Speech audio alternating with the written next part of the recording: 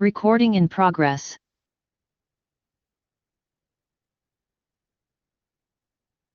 Hello, everybody. Welcome.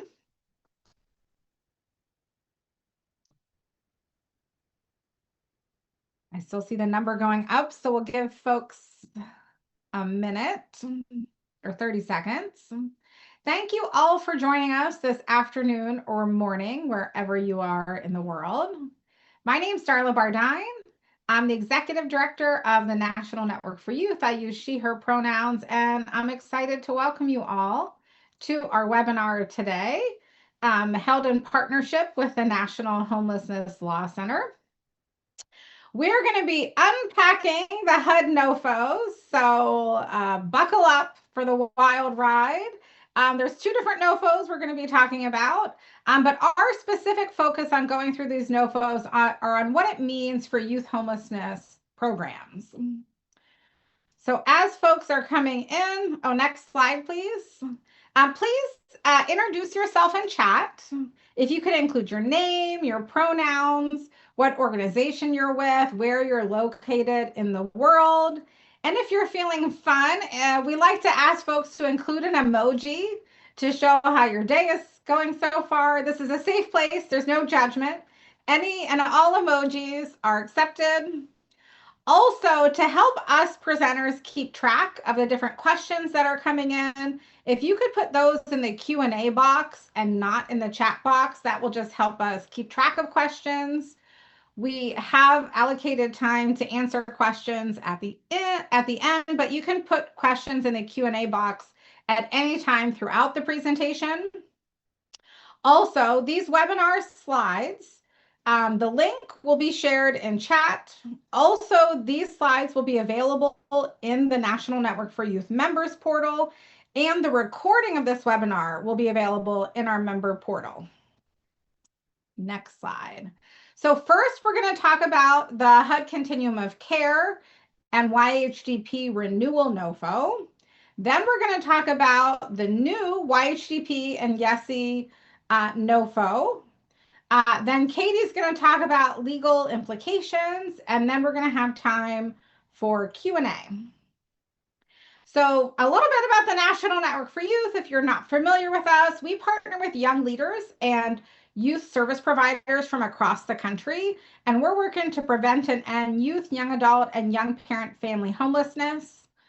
Please join our newsletter if you haven't already, and check out all the resources we have on our website. Next slide, please. We did want to highlight, I know there's a lot going on with the HUD NOFOs, and that's incredibly important, but we also really wanted to highlight upfront the work that we're doing to oppose changing the equal access rule, which would have serious negative implications for LGBTQ youth, in particular trans youth. So please, we're going to be submitting a comment opposing these changes to the equal access rule, which in short requires that young people be placed in housing based on their gender identity and sexual orientation.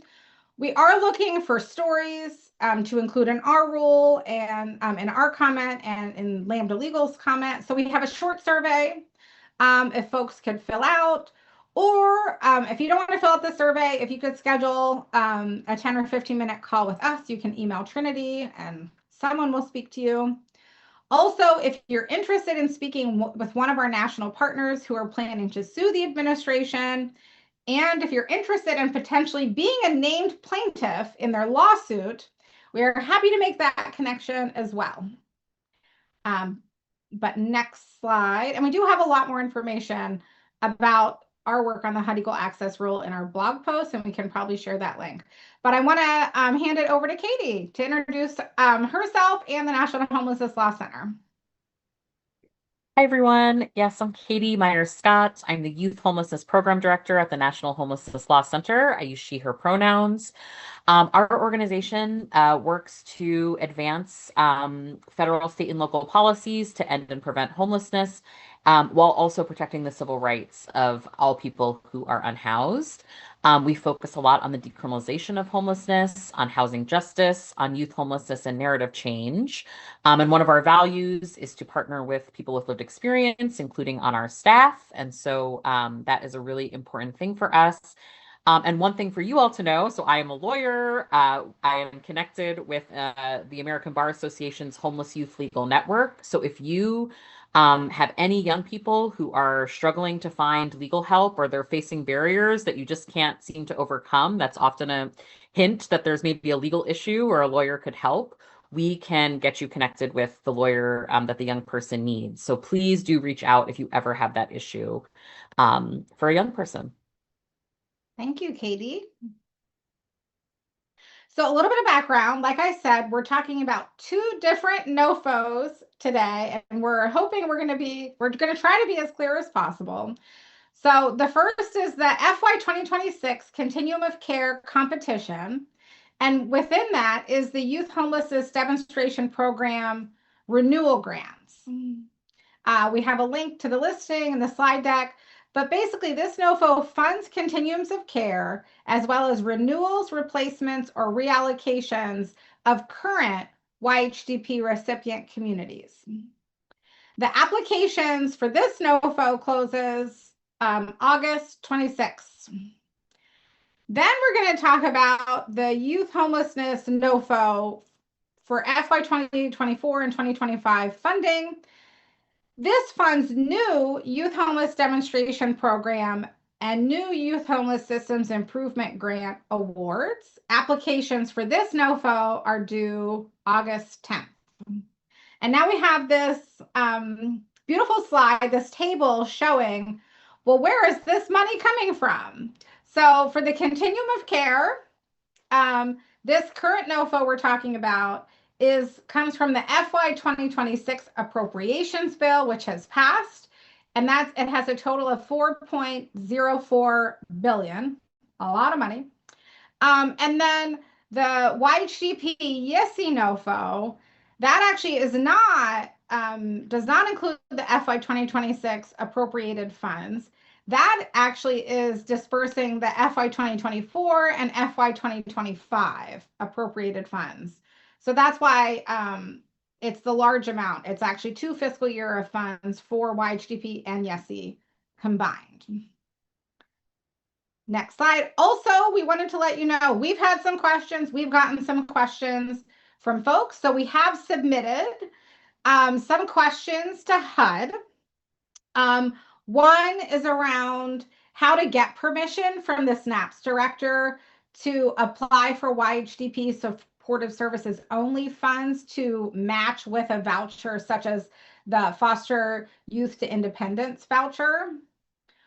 Also, a question around if a YHDP replacement project would be considered a new project. This is in the COC YHDP renewal NOFO.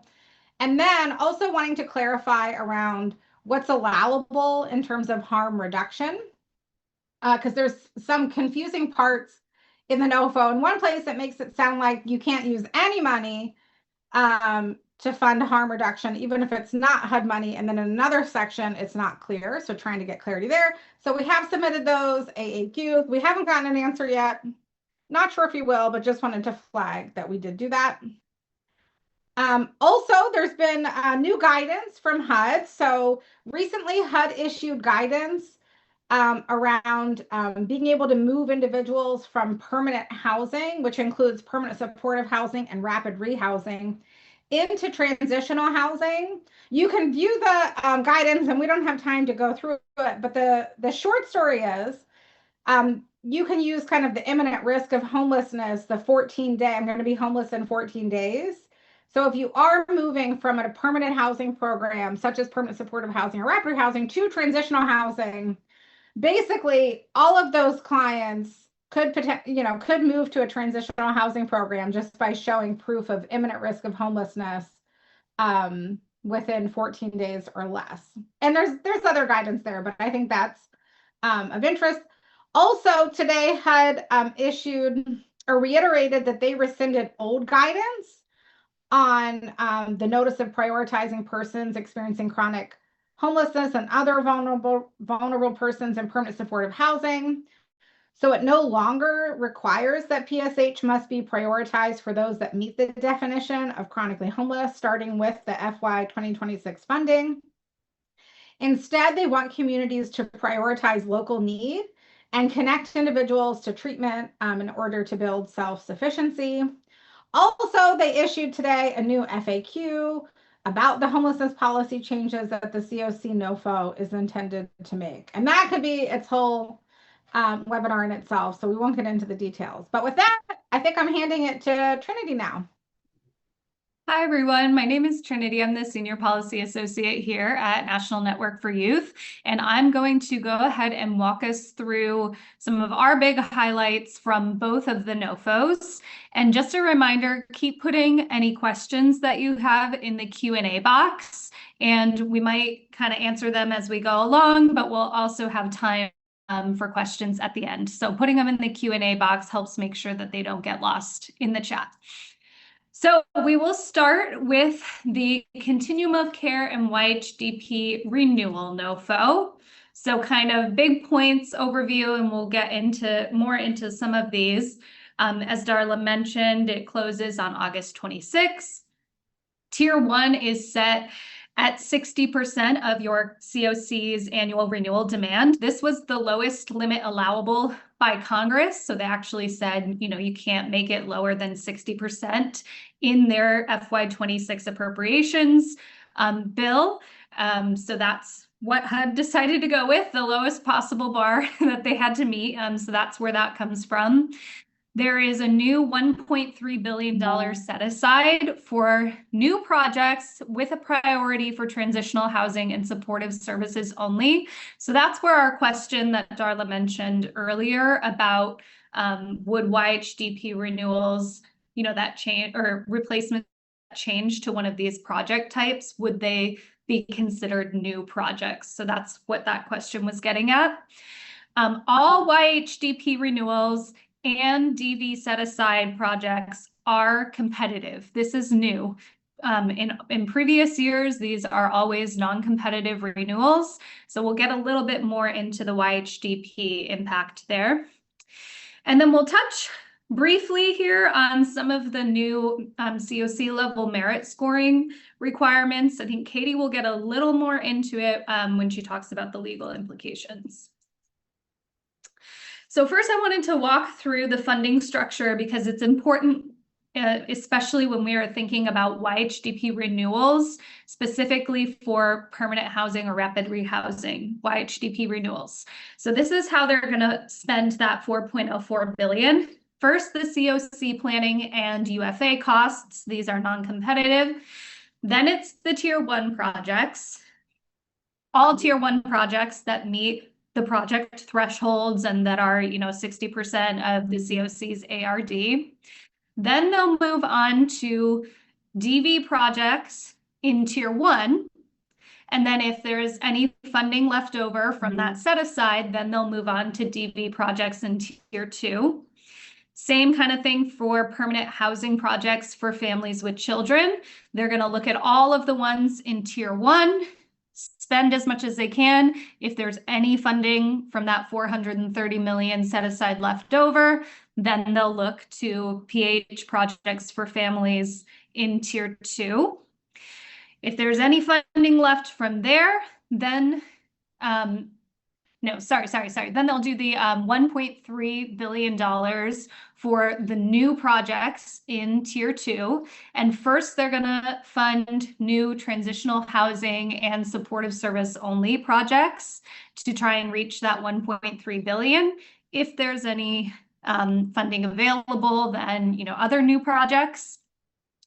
And then finally, after all of that, if there's funding left, then they will look at all the other Tier 2 renewal types.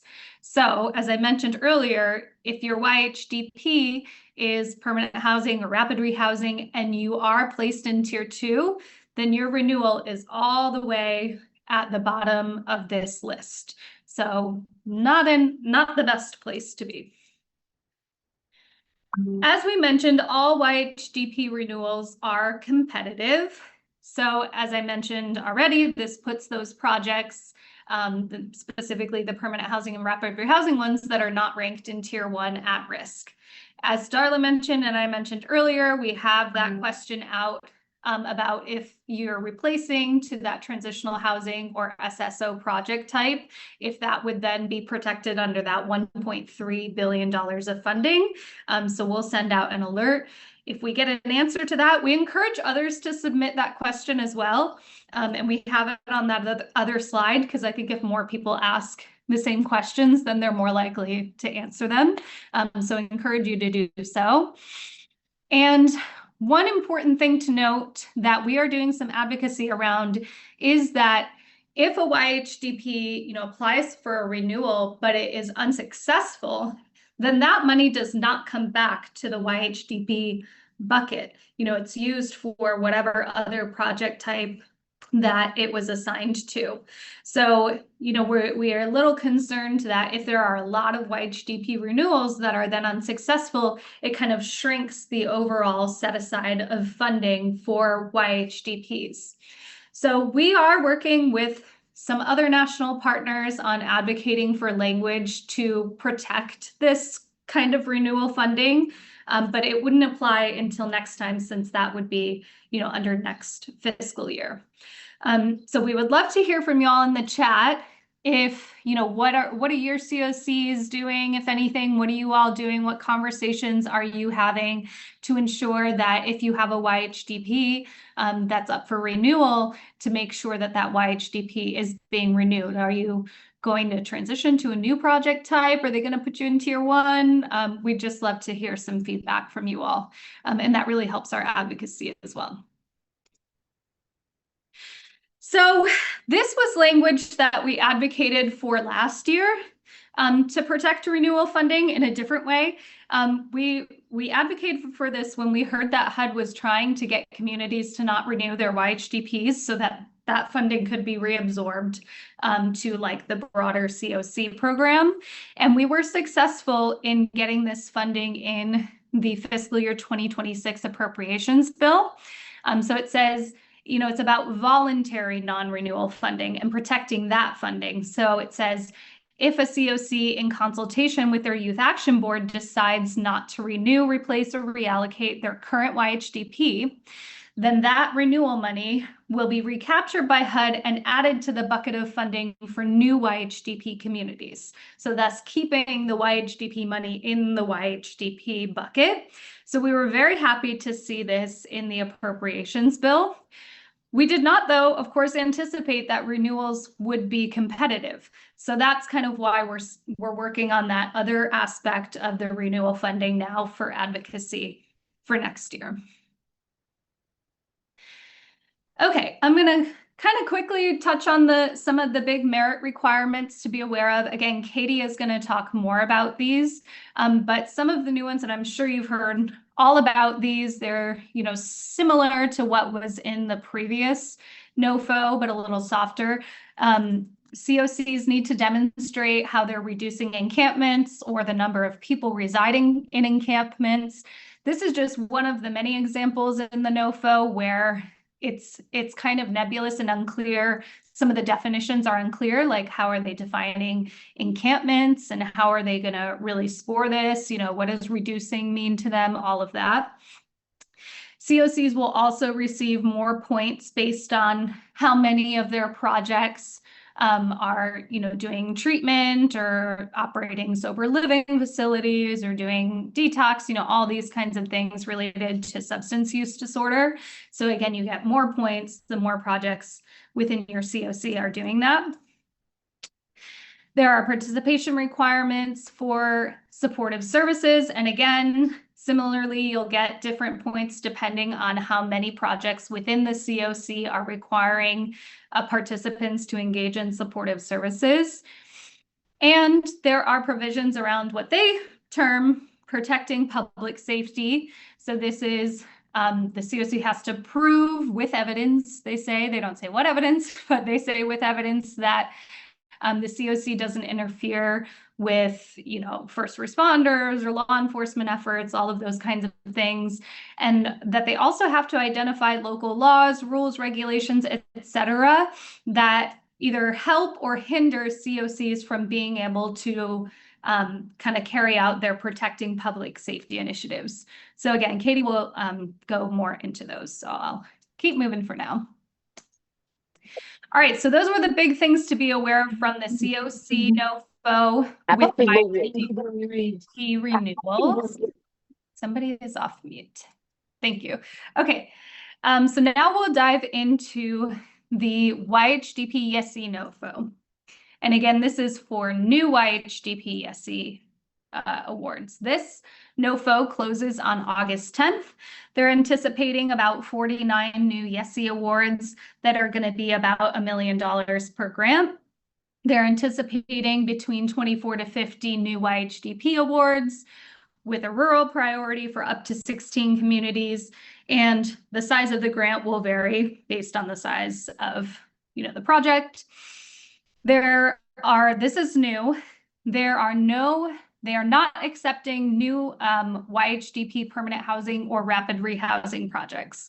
So you can only apply for transitional housing, supportive services, HMIS, coordinated entry, or planning grants.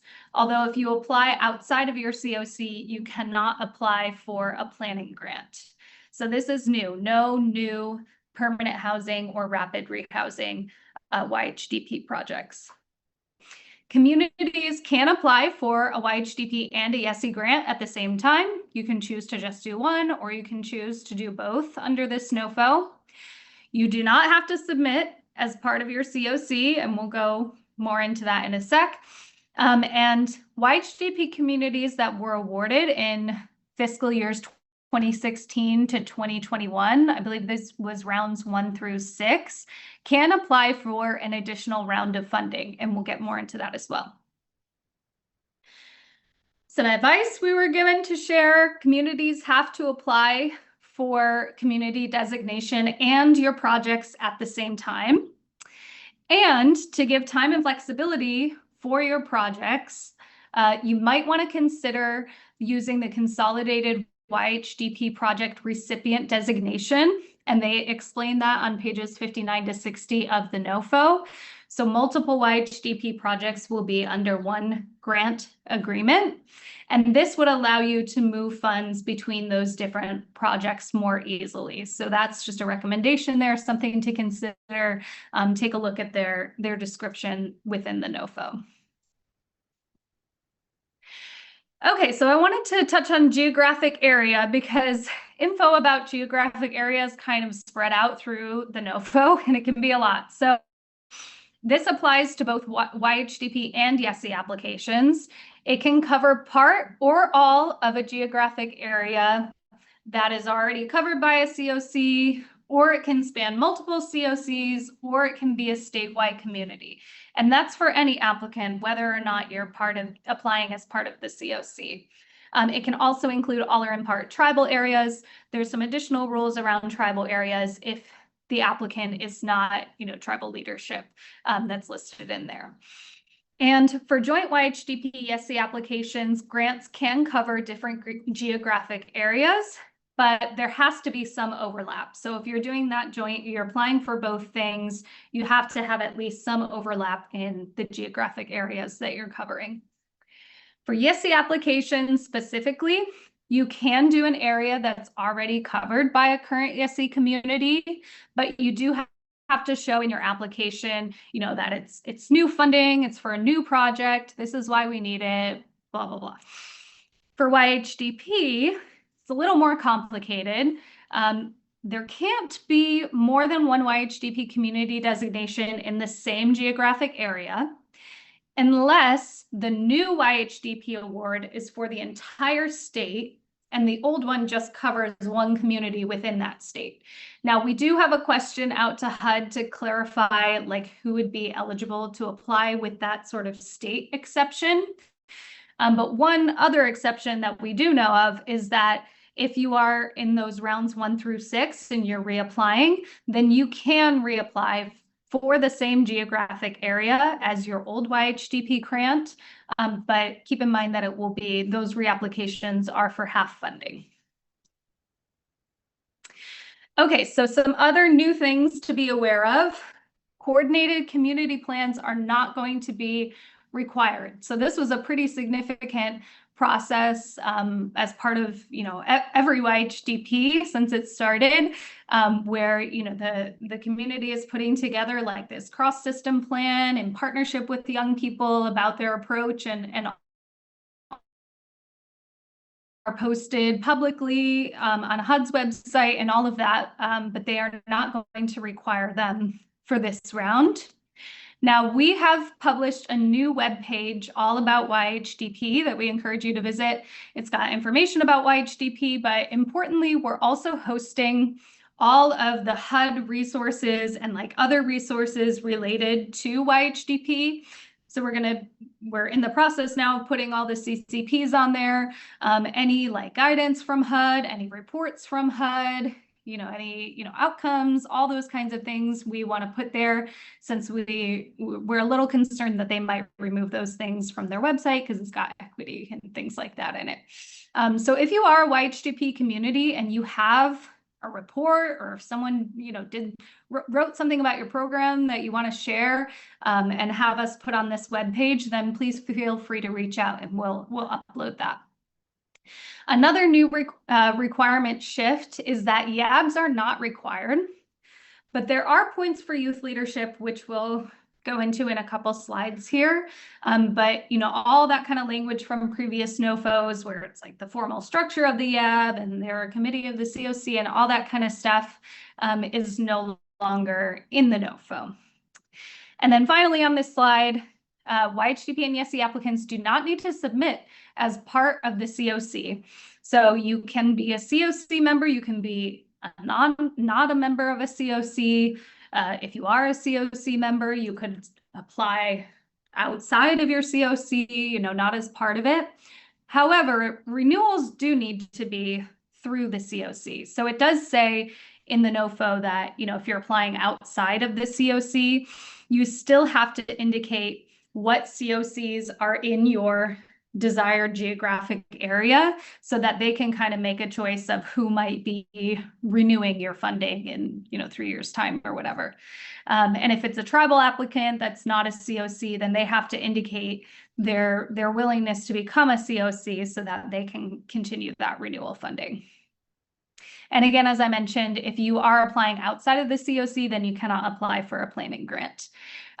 So we would love to hear your thoughts on these 3 shifts in particular. What are you thinking about no CCPs? What are you thinking about no YABs? And we'll review the youth requirements that are in here. And what are you thinking about that you don't need to submit as part of your COC, but you do need to have your COC for renewals? So go ahead and put that in the chat, and then we'll have time for Q&A at the end and discussion and all that. Okay, so one more requirement shift here to be aware of is that, rounds 1 through 6 can apply for an additional round of funding. And again, this would be for roughly half the amount of a grant. So, you wouldn't get like a full new grant if you're continuing your round 1 through 6 YHDP awards. As I mentioned before, you can apply for the same geographic area if you want to. So we have some examples here kind of breaking it down because the geography can get a little confusing. So say County A has never had a YHDP award, they've never been included in a YHDP award, then they are eligible for their geographic area for the full funding amount. Say County B had a round 4 YHDP community, then they can apply for the same geographic area if they want to. They could do a different one too, but they could apply for the same geographic area, but they will only be eligible, as I mentioned, for roughly half of the funding. And then finally, if County C was included in a round 8 YHDP community, so that's like, I think the most recent one, it can't be included in a new YHDP community in that same geographic area. So it's only for rounds 1 through 6 there.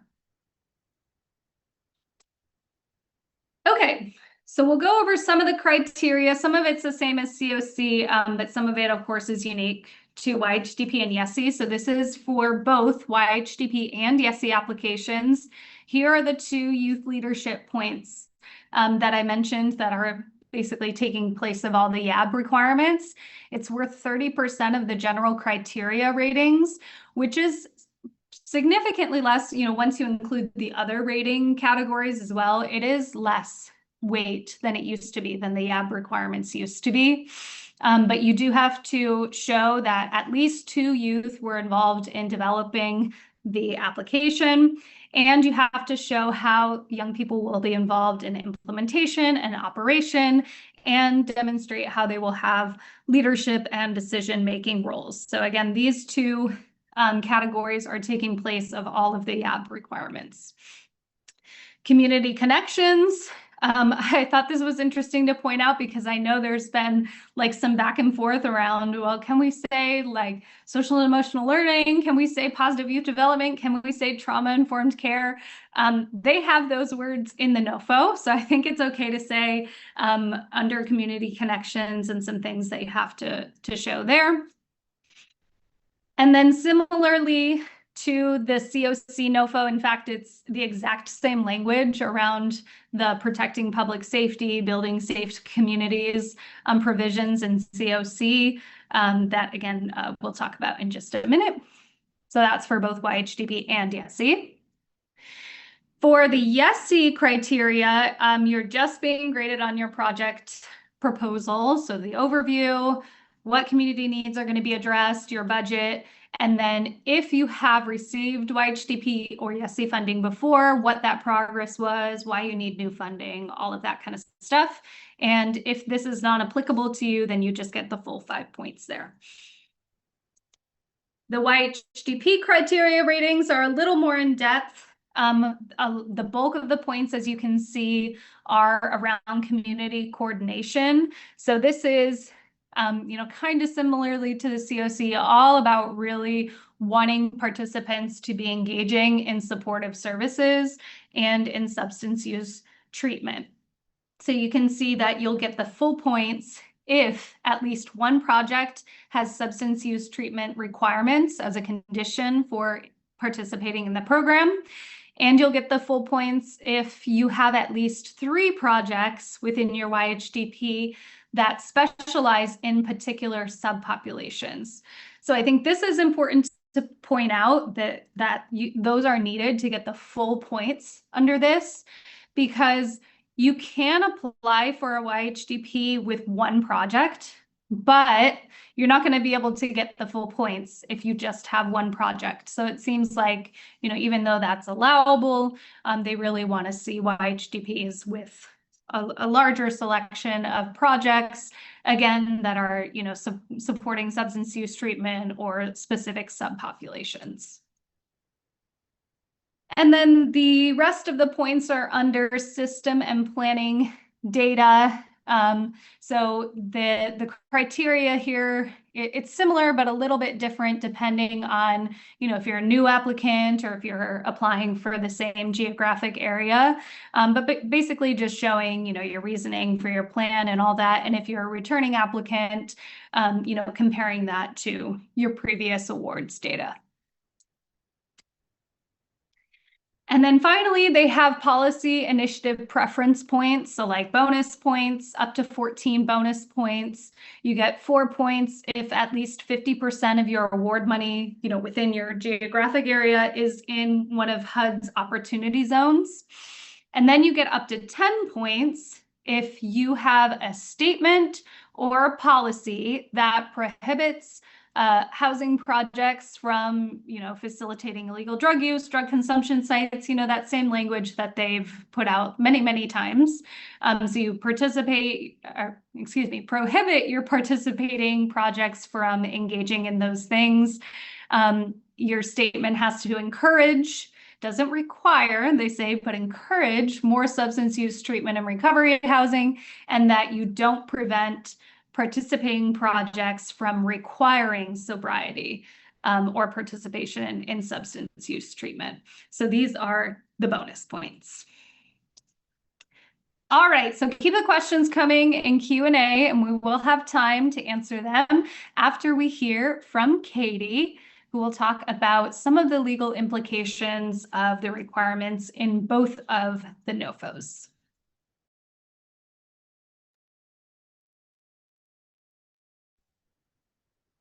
Awesome. Hi, everyone. So we could go to the next slide. One thing I realized maybe it would be helpful from some of the questions in the chat to just give a little update on the litigation around the COC NOFO specifically. There isn't any litigation yet for the youth homelessness, the YHDP YESI, that Trinity was just most recently talking about. Um, so essentially, the litigation originally was covering fiscal year 2025. And then between the litigation and Congress, basically HUD was required to just give out that money as straight renewals at the same terms as the year before. They couldn't include sort of all of the different provisions and conditions and things that they were wanting to include. And so that is in process right now, them essentially making all of those renewals. Then the fiscal year 2026 NOFO came out that Trinity described in the beginning of this presentation. And that included, of course, the funding for the continuums of care and then also the YHDP renewals. That NOFO also had potential legal issues in it as well. And so there is a possibility that will also be added to the current litigation around the continuum of care NOFOs that have already been litigated. And some of the things that I'll talk about next are like some of the potential legal arguments there. And those legal arguments actually track to the YHDP and YESI NOFOs as well, because a lot of the language is identical. And so I'm just going to highlight kind of some of the probably most like egregious First Amendment issues, and then also some issues around the Administrative Procedures Act. That's an act that essentially governs like how HUD is supposed to do their work. There's a process that you need to follow if you want to change how you're doing NOFOs or add different conditions. It's also an act that makes sure that when HUD is doing things, they're not doing things that are contrary to the laws that were passed by Congress. You might hear contrary to statutory authority. That comes from the Administrative Procedures Act. But it also covers other things like arbitrary and capricious, like you're not supposed to do things that are considered arbitrary and capricious. And what that really means is like if it doesn't make sense, if it is not clear what the reason decision-making was behind the requirement, if it's contradictory to other, parts of the document, that could all be considered arbitrary and capricious. So I'm going to use in particular this sort of public safety section to kind of illustrate sort of two of these potential legal issues. So in both of the NOFOs, it basically requires applicants to identify local laws, policies, and other practices that will help or hinder the applicant's ability to advance certain objectives. And those objectives, of course, are HUD's stated objectives. And then not only to identify those and to figure out some way whether it helps or hinders HUD's objectives, also share how you are going to leverage or mitigate any ways that affects HUD's objectives. And it also requires that you demonstrate with evidence how you will either cooperate or how you will not interfere or make any effort to impede local efforts to advance certain objectives. So if we go to the next slide, I've listed the objectives that they are talking about, and those include quickly clearing tents and encampments, decreasing public use of illicit drugs, utilizing involuntary commitment, and then SORNA cooperation, and that's the Sex Offender Registry and Notification Act cooperation. Several of these, for instance, quickly clearing tents and encampments, or, whatever the drug policy is in a particular area, or, whether there's the laws around involuntary commitments. All of these are generally put into place through ordinance, local ordinance, through state law, or at least some kind of policy. And so really when we look at this, like, is the government instructing applicants to advocate for or against local policies according to the government's viewpoint? And are they asking applicants to restrict what they can say about certain policies? If the answer is yes, that is a violation of the First Amendment. Like, the government cannot restrict, an organization's speech in that way. And then I think to the piece around like arbitrary and capricious, like, how do you determine whether a law or policy is going to help or hinder HUD's objectives? These terms are not defined. Like, what does it mean to leverage these like laws that HUD likes? What does it mean to mitigate against the laws that HUD likes? There's a real lack of clarity around all of this. And when you have that lack of clarity, it implicates the Administrative Procedures Act and essentially the arbitrary and capricious section.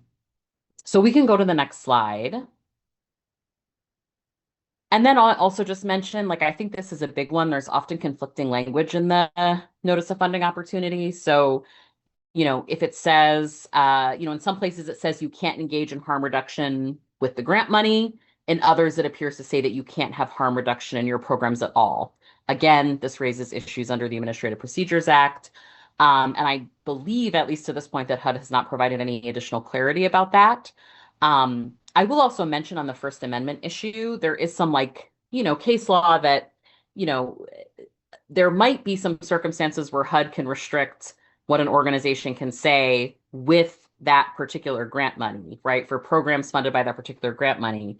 But again, when it's so broad and it gets so wide to say you as an organization have to advocate one way or you have to advocate another way, or we want you to express support one way or another, that's really where the line is drawn. And then I think, the other thing I just want to point out, so the waste, fraud, and abuse piece, I mean, I don't know, you've probably heard HUD, and other government agencies withholding funding from communities because of investigations into waste, fraud, and abuse.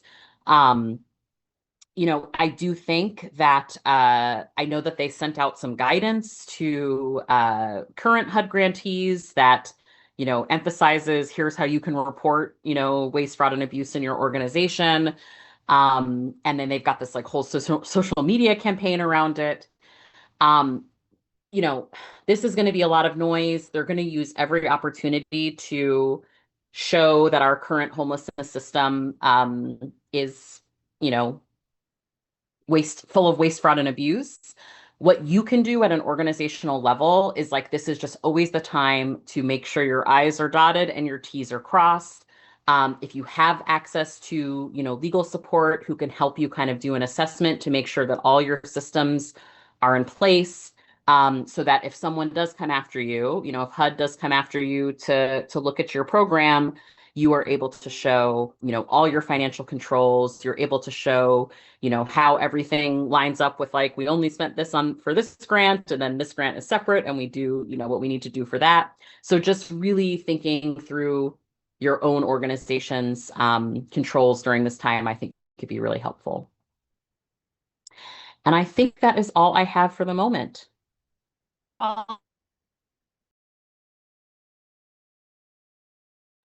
Okay, I'm coming back to look through. Thank you everyone for submitting questions in the Q&A.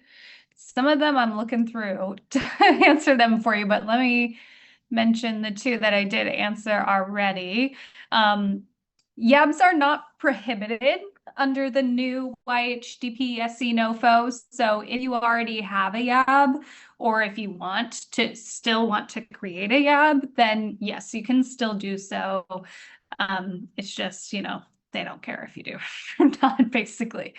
Okay, and then the information about the funding structure for YHDP round 1 through 6 YHDP applicants is in section VD. And so it's an estimate that it would be about half level of funding. Okay, let me look through what else we got here. Existing YHDP. I think we answered this one. Yes, existing YHDP communities can apply. Again, rounds 1 through 6 can reapply. I'm gonna put that one we answered. Let's see. Is moving permanent supportive housing clients to transitional living due to imminent risk? In moving them, would they need to move out of their current apartment? It's our understanding from that guidance that they won't need to move out. Just the provider, basically, we've been saying, like, writes a letter to themselves saying, you know, I know that I'm a permanent supportive housing apartment and I'm going to be transitioning to a transitional housing project within 14 days. And then your, you know, clients have to demonstrate that they don't have anywhere else to go. I think there's some rules under that as well. And then they would be able to switch to the transitional housing project without needing to move out. That is our reading of the guidance.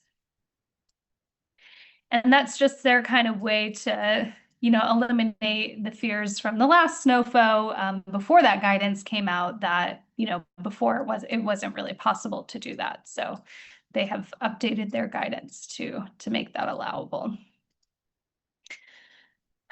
Katie, maybe you can answer this one because, as I think you mentioned, there's some nebulous terms throughout this. One is, what is your interpretation of participation in supportive services? Participation. You know, even I saw in some parts, they say, well, you have to have supportive service agreements. What is an agreement? And then in others, they would say, and here you need a requirement. So I think just anything you can say around some of those nebulous terms. I think you just like hit the nail on the head of what's happening here. So yes, I mean, I think the overall reading that folks have had is that what it really comes down to is you need the supportive services agreement. Now, if you're, especially for like the COCs, what they're signing up for though are some pretty strict outcomes, right? If you accept this funding for supportive services, there's a lot of measures that you're going to have to show that you met. So while you really only need the supportive services agreement, I think the concern is that, like, how are you going to get or prove these measures without like some really intensive, right, follow-up and documentation, and with folks having uptake of services, right? Like to actually do the services, because otherwise I don't know how you're going to meet the outcomes. So it's a bit of a puzzle. Mm-hmm. Am I muted? Oh my So gosh. I'm following. There's another question here around like the transitioning from permanent housing to transitional housing in chat. So the question is, so it's if the current client or tenant is the leaseholder, how can that move to a transitional housing if it's not like a master leasing permanent housing situation? Because I don't think the client can hold the lease in a transitional housing situation. No, they can't. That's my point. It's like Yeah. CBO's like, well, maybe we'll transition this. Like we all keep asking, I guess rhetorically, like they have tenants' rights. So like, how does this all work? I mean, we're not considering, but I mean, I hear CBOs debating this constantly. Or COCs are pushing CBOs to transition to transitional. Go ahead, Katie. They have tenants' rights. If you have a person who's got a lease in their name, whatever rights apply, like eviction protections, you know, requirements about notice, all of the things absolutely apply. And I would be remiss to say too, folks have rights in even HUD-funded housing, right? So there are due process rights for terminating services. Mm-hmm. So we actually have a whole guide about this. It's more geared towards like attorneys helping folks like enforce those rights. But actually, I've been wanting John, my colleague, to like do a presentation to you all at some point about this. But folks do have rights in HUD-funded programs around due process. It's not quite as strong as like a tenant protection, but due process is required. And then there's the question, can we apply for a YISI grant if we have one currently and it expires in March 2027? I think, No. when did it start then? When did it start? Because if it started, maybe just reiterate, like those who can reapply. Trinity.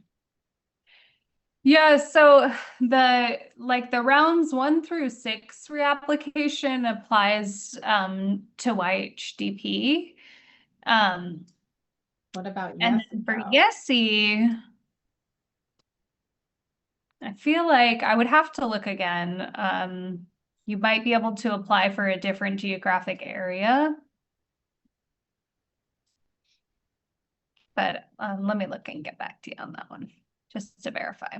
Yeah, because I think it only specified that if you were a YHDP community from 2016 to 2021, then you could apply. But it didn't specify around YISI. But we'll look into that. Another question around the 1 million per YESI project. Is there like a cap? Like, is there a prohibition on asking for more than $1 million for your project or less than $1 million?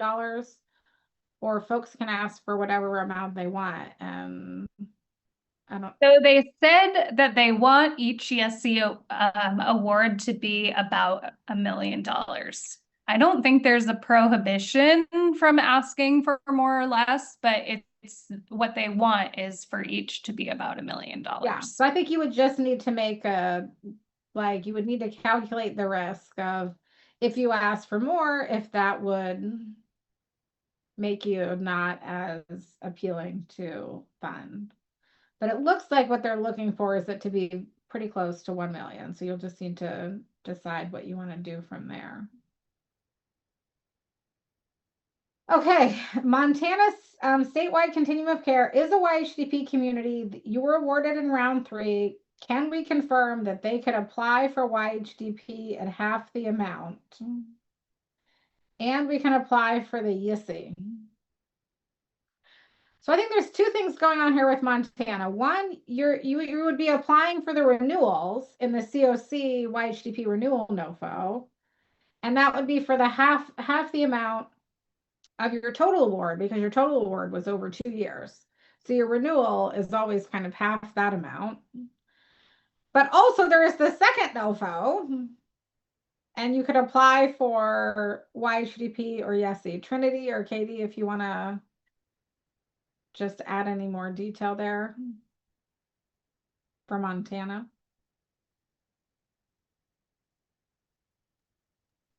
I would trust Trinity more than me. Sorry, I'm trying to read and look at the same. Where did it go in the Q&A? Did it It go was under answered live. Yeah, that came from me. So I guess I wanted to make sure that because we are an existing YHDP community statewide, because we have one COC for the state of Montana, I just wanted to make sure on the YISI side that we are eligible to apply for all of that. There's no like restrictions. We can kind of just do that through our COC, just like our YHDP. I know you don't have to, but we could, correct? Yes, and you haven't had a YISI before, right? That's correct. Yes. So what you put is true. You could apply for, the prorated amount or the approximately half amount for like a new community designation under YHDP if you wanted to do that instead of your renewal or as well as a renewal, I believe. And then, yes, you can apply jointly at the same time for a YESI grant. Oh, wow. Okay. Thank you. Okay.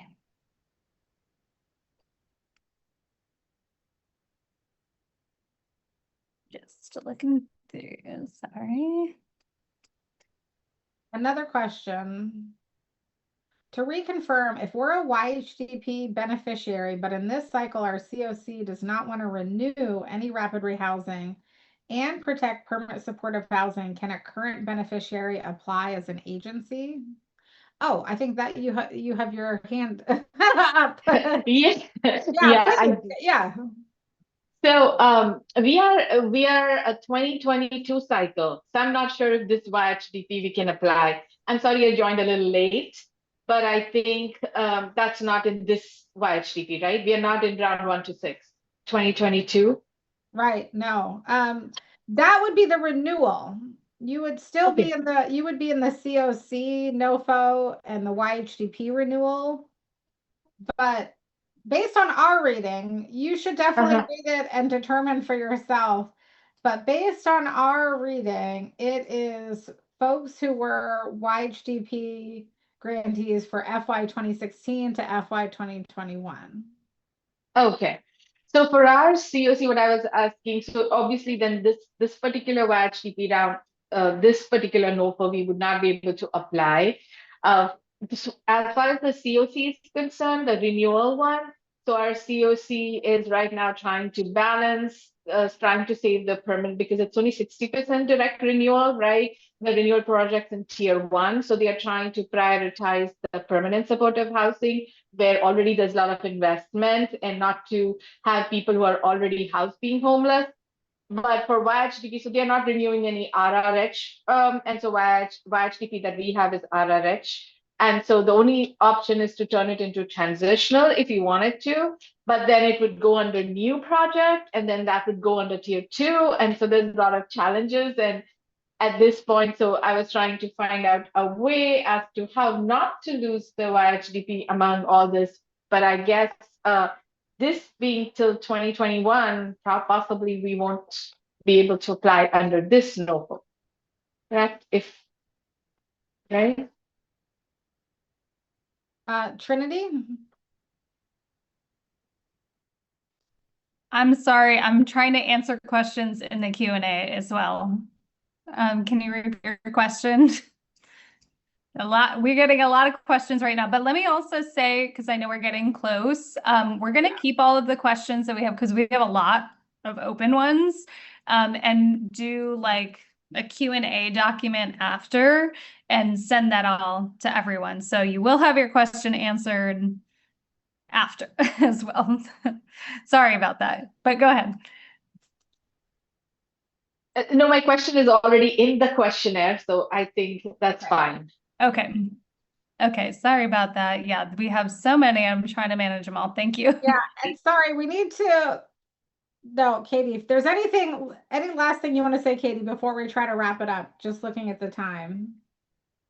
Absolutely. And I realized I just wanted to make sure I made the plug that currently there's not really a clear plaintiff to challenge some of the provisions in the YHDP and YESI NOFO. But Democracy Forward is always open to, in partnership with the Law Center, is always open to challenging that. So if you all, and similarly to like the equal access rule litigation, YHDP, YESI, if those sort of First Amendment law enforcement conditions spoke to you and you think your board might be open to it, like I will come talk to anyone, Democracy Forward will come talk to anyone. We will walk you through the process. Mostly you'd be there as a subject matter expert, and we would take care of all the legal stuff. Thank you, Katie. We have a couple of important announcements, and Sarah from our team is going to talk. One, I wanted to make sure everybody knows about our free Vital Document Legal Hotline for young people in partnership with Baker McKenzie. We have information on our website, flyers that you can print and advertise. We want to get the word out because we know Vital Docs are critical for young people.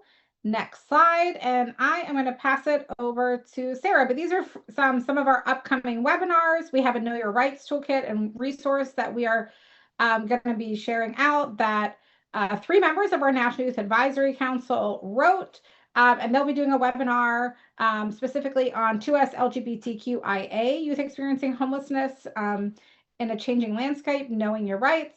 And then with that, I will kick it to Sarah. Thanks, Darla.